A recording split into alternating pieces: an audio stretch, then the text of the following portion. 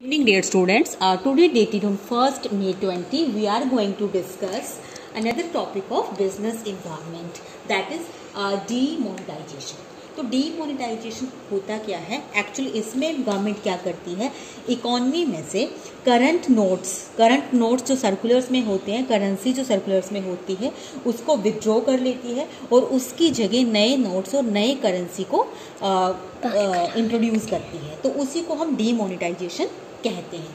तो इसको technical term में देखो हम कैसे डिफाइन करेंगे, the act of stripping currency unit of its status as a legal tender, means उसको लीगल टेंडर होने के लिए मना कर देते हैं कि वो लीगल टेंडर नहीं, हम उस करेंसी को स्वीकार नहीं करेंगे as a legal tender.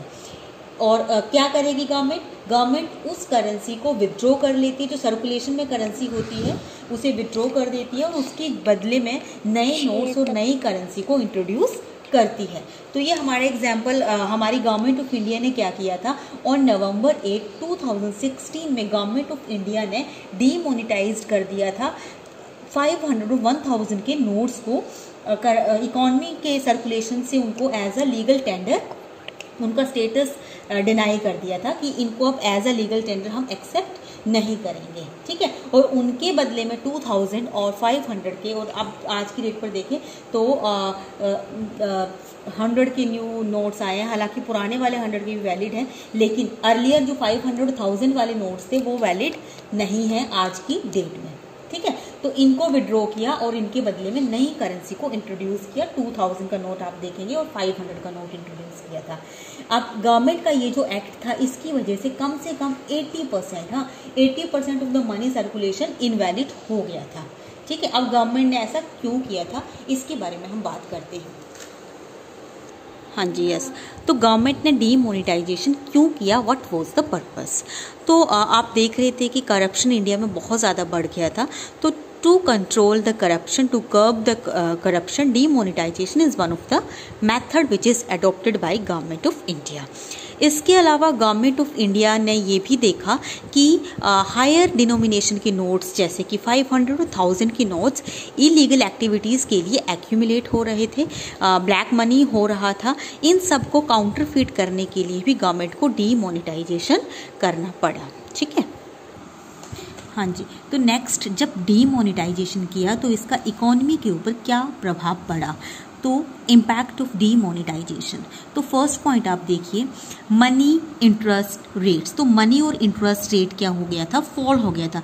Decline in cash transaction हुआ, बैंक डिपॉजिट इंक्रीज हो गए थे क्योंकि कुछ दिनों का टाइम मिला था कि आप 500 और 1000 की नोट्स को बैंक्स में डिपॉजिट कर सकते हो।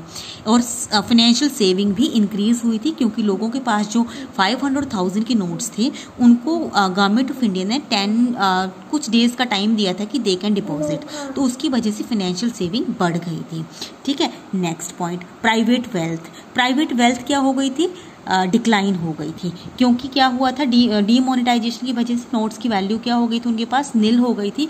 और इसी वजह से जो आपका रियल सेक्टर होता है, प्रॉपर्टी डीलिंग में प्रॉपर्टी के रेट्स आप देखें तो वो भी कम हो गए थे। पब्लिक सेक्टर वेल्थ के ऊपर कोई फर्क नहीं पड़ा था, है ना। और digitisation means use of digital methods और modes of payment like Paytm, है ना, debit credit card, Google Pay etcetera, इन सब का यूज़ क्या हो गया था, बढ़ गया था, है ना। और रियल इस्टेट के प्राइस डिक्लाइन हो गए थे।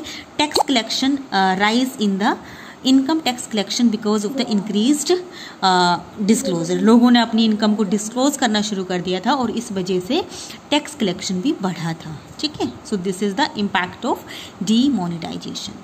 हाँ जी, तो next these are the features of demonetization, ठीक है। तो डीमोनेटाइजेशन को as a administrative tax measure लिया था, मींस डीमोनेटाइजेशन की हेल्प से गवर्नमेंट ने उन लोगों से टैक्स कलेक्ट किया जिन्होंने अपनी मनी को डिक्लेयर नहीं किया था, ठीक है। तो it was one of the tax administrative major on the part of the government. उसके बाद गवर्नमेंट का एटीट्यूड चेंज हो गया था। गवर्नमेंट ने अब ये कहा था कि we are not going to tolerate the tax evasion. Tax evasion का मीनिंग होता है टैक्स की चोरी करना या टैक्स नहीं देना, इनकम के ऊपर टैक्स नहीं देना।